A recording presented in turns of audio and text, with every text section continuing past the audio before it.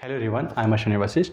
और जैसा कि हम हमेशा रियल एस्टेट के बारे में हमारा डिस्कशन हमेशा चलता रहता है। मैंने काफ़ी सारे वीडियोस शेयर किए हैं, काफ़ी सारे प्रोजेक्ट्स या फिर जो भी रियल एस्टेट के अवेयरनेस के लिए जो भी वीडियोस हो सकते हैं मैंने शेयर किए।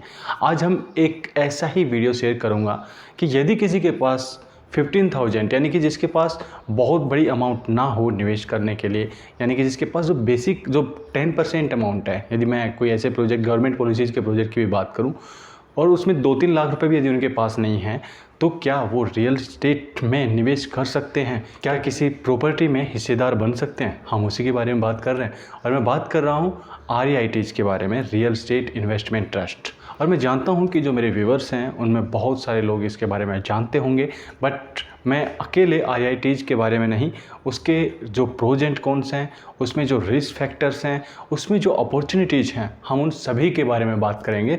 वीडियो ज़्यादा बड़ा नहीं बनाएंगे, शॉर्ट में बात करने की कोशिश करेंगे। यदि आपकी डिमांड रही तो डिटेल में भी बना सकते हैं। सो हम बात करते हैं REITs यानी कि रियल एस्टेट इन्वेस्टमेंट ट्रस्ट।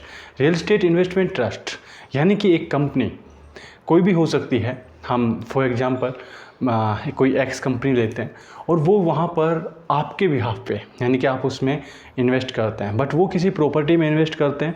वहाँ से फिर ये जो मैं बात कर रहा हूँ ये इक्विटी REITs हैं, उनकी बात कर रहा हूँ। ये भी काफ़ी तरीके की होती है।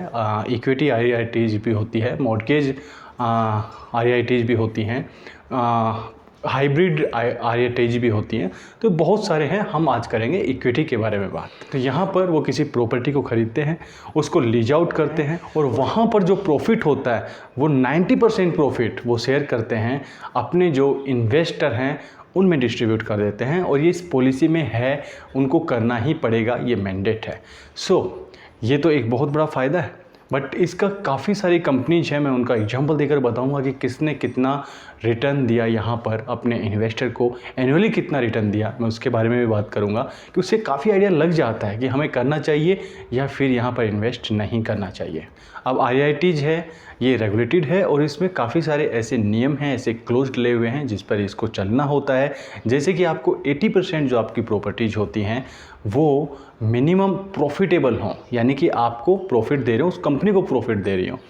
उसके बाद सेकंड ऑप्शन आता है कि जो वो निवेश कर सकते हैं, जो ये कंपनीज निवेश कर सकती हैं, वो महज 10% अंडर कंस्ट्रक्शन प्रॉपर्टीज़ में कर सकती हैं, बाकी रेडी टू मूव होनी चाहिए।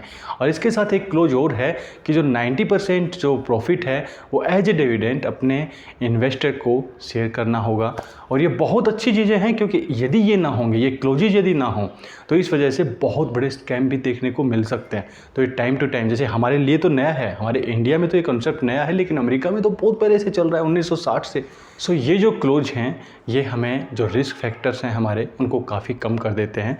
लेकिन फिर भी जैसे कि एक 90% का जो क्लोज है इसमें कि एनुअली आपको 90% जो अपना प्रॉफिट है वो शेयर करना होगा, अपने इन्वेस्टर को डिस्ट्रीब्यूट करना होगा।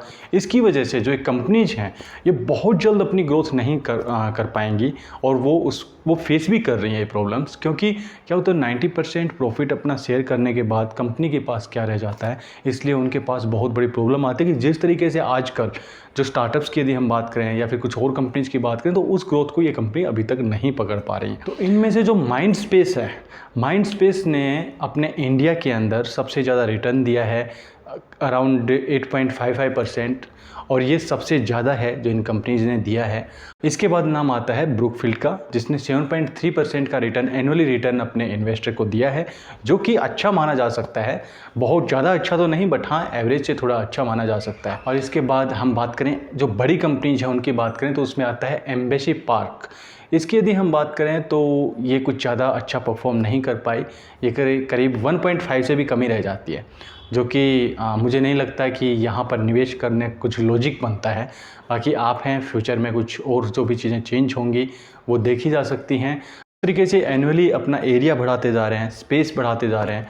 तो उसकी यदि मैं बात करूं तो वो अराउंड 6.85% है, और वो हम ठीक ठाक कह सकते हैं उसको भी, जैसे कि अमेरिकन या यूरोपियन कंट्रीज़ में ये देखने को उससे ज़्यादा मिल रहा है। बट यहाँ पर नया कंसेप्ट है। अब कंक्लूजन पार्ट की बात करें तो देखिए यहाँ पर क्या होता है कि ये उन लोगों के लिए ठीक है जिनको प्रॉपर्टीज़ में, कौन सी प्रॉपर्टीज़ में खरीदें कौन से में नहीं, जिनको नॉलेज ज़्यादा नहीं है, और वो यहाँ पर निवेश कर सकते हैं। किसी अच्छी कंपनीज़ में कर सकते हैं जहाँ पर ये आइडिया लग जाए कि भाई 7-8% आ गया, चलो ठीक है। बट हाँ, यहाँ पर कुछ मिसगाइड भी किया जा रहा है। यहाँ पर इन्वेस्टर्स को, मैंने एक वीडियो देखा, उसमें जो लोग बोल रहे थे, मैं नाम नहीं लूँगा यहाँ पर, लेकिन वो भाई साहब बोल रहे थे कि 24% का यहाँ पर रिटर्न दिया है उन्होंने। पता नहीं 2 साल का किया या क्या किया, मुझे नहीं पता। लेकिन जब उस कंपनी के बारे में, उस कंपनी का नाम भी नहीं लूँगा, लेकिन जिस कंपनी के बारे में बोला और जो बोला वो बिल्कुल गलत था, आंकड़ों से काफ़ी दूर था। किसी ऐप के ऊपर वो बता रहे थे कि इस तरीके से इसको लाइव में करके बताता हूँ, और यहाँ पर अपने इन्वेस्टर को 24% के आसपास यहाँ पर रिटर्न मिला है। कितने टाइम मिला है, क्या मिला है, मुझे नहीं पता वो क्या बोलना चाह रहे थे, बट वो बिल्कुल गलत था, ऐसा कुछ नहीं था। सो ऐसे लोगों से आप सावधान रहें। और सेकंड, यहाँ पर निवेश करना उन लोगों के लिए अच्छा हो सकता है जिनके पास, जैसे मैं स्टार्टिंग में ही बोला था कि जिनके पास 2 से 3 लाख रुपए भी निवेश करने के लिए नहीं है, तो वो यहाँ पर कर सकते हैं, कम से कम किसी प्रॉपर्टी के हिस्सेदार बन सकते हैं।